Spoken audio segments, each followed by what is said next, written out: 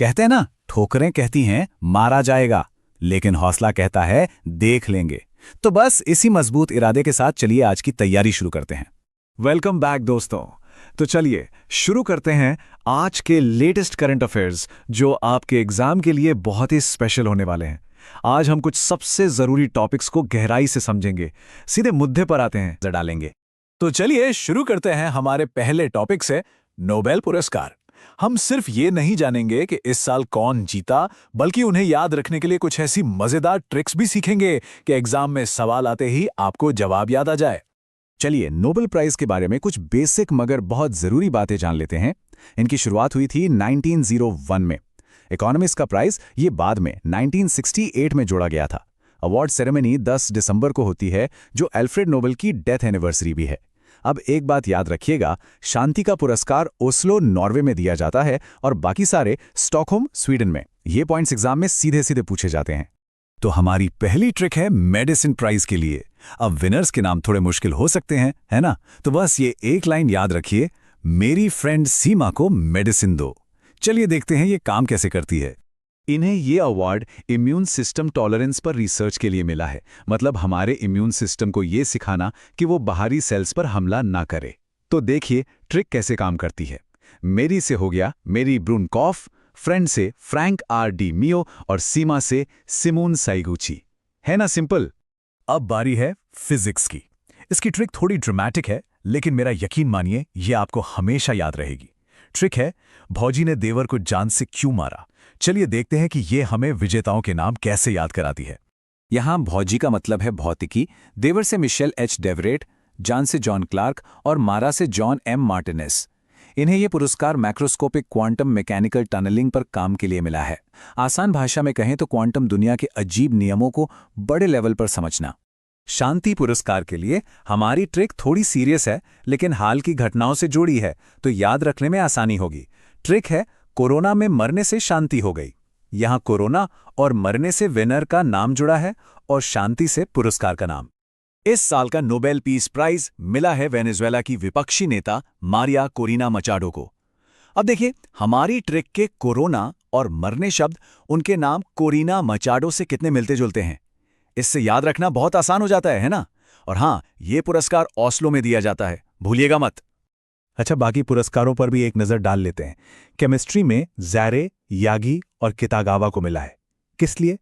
Metal organic framework पर उनके काम के लिए। ये एक तरह के जादुई मटेरियल हैं जो गैसों को स्पंज की तरह सोख सकते हैं। लिटरेचर को अवार्ड गया है हंगरी के लेखक लाज़्लो क्रास्नाहोर्काई को। और इकोनॉमिक्स में मुकीर, अगियोन और हॉविट को सस्टेनेबल डेवलपमेंट थ्योरीज के लिए सम्मानित किया गया। मतलब ग्रोथ भी हो और हमारा प्लैनेट भी बचा रहे। नोबेल की बात हो और भारत का जिक्र ना हो, ऐसा हो ही नहीं सकता। हमारे देश का भी इन पुरस्कारों के साथ एक बहुत गहरा और गौरवशाली रिश्ता रहा है। चलिए उन महान भारतीयों को याद करते हैं। ये टाइमलाइन देखिए, ये भारत की एक सदी की एक्सीलेंस की कहानी कहती है। 1913 में साहित्य के लिए गुरुदेव रविंद्रनाथ टैगोर से जो सफर शुरू हुआ था, वो 2019 में अर्थशास्त्र के लिए अभिजीत बैनर्जी तक पहुंचा है। और बीच में देखिए, CV Raman, mother Teresa, Amartya Sen और कैलाश सत्यार्थी, इन सब ने यह साबित किया है कि भारतीयों ने हर फील्ड में दुनिया पर अपनी छाप छोड़ी है। ठीक है, तो नोबेल प्राइज का हमारा ये खास विश्लेषण यहीं खत्म होता है। अब फटाफट रुख करते हैं दिन की सबसे बड़ी और जरूरी खबरों की तरफ। तो आज की बड़ी खबरें क्या हैं? G4 देश मिले हैं यूएनएससी रिफॉर्म्स पर बात करने के लिए। रूस ने व्हाट्सएप को देश भर में ब्लॉक कर दिया है। किसानों के लिए भारत विस्तार नाम का एक नया ऐप लॉन्च हुआ है। Smriti Mandhana BBC sports woman of the year बनी है और राशिद खान ने T20 में 700 विकेट लेकर हिस्ट्री बना दी है। चलिए इनमें से कुछ को थोड़ा और डिटेल में समझते हैं। तो हमारी पहली बड़ी खबर है G4 मीटिंग से जुड़ी हुई। ये meeting United Nations security council यानी यूएनएससी में सुधार की जो पुरानी मांग है, उसे फिर से सुर्खियों में ले आई है। ये आज की दुनिया के पावर बैलेंस को समझने के लिए एक बहुत जरूरी टॉपिक है। तो सबसे बड़ा सवाल यही है कि ये G4 देश आखिर यूएनएससी में परमानेंट सीट क्यों मांग रहे हैं? भाई बात सीधी सी है, दुनिया बदल चुकी है। 1945 में जब यूएनएससी बनी थी, तब की दुनिया और आज की दुनिया में जमीन आसमान का फर्क है। और G4 का मानना है कि इस काउंसिल को आज की सच्चाई दिखानी चाहिए। ये स्लाइड देखिए, पूरी कहानी साफ हो जाएगी। एक तरफ है P5 यानी permanent 5 members, America, UK, France, चीन और रूस। ये वर्ल्ड वॉर 2 के विनर्स थे। दूसरी तरफ हैं G4 देश, जो परमानेंट सीट चाहते हैं, भारत, जर्मनी, जापान और ब्राजील। इनका तर्क है कि आज हम दुनिया की बड़ी आर्थिक और राजनीतिक ताकतें हैं, तो फिर दुनिया के बड़े फैसलों में हमारी भी बराबर की हिस्सेदारी होनी चाहिए। G4 की मीटिंग की तरह ही कुछ और खबरें भी हैं जो हमें बताती हैं कि दुनिया कितनी तेजी से बदल रही है। चलिए उन पर भी एक नज़र डालते हैं जो एग्जाम के लिए ज़रूरी हैं। 100 मिलियन, 100 मिलियन, ये एक बहुत बड़ा नंबर है। सोचिए ज़रा, ये किस बारे में हो सकता है?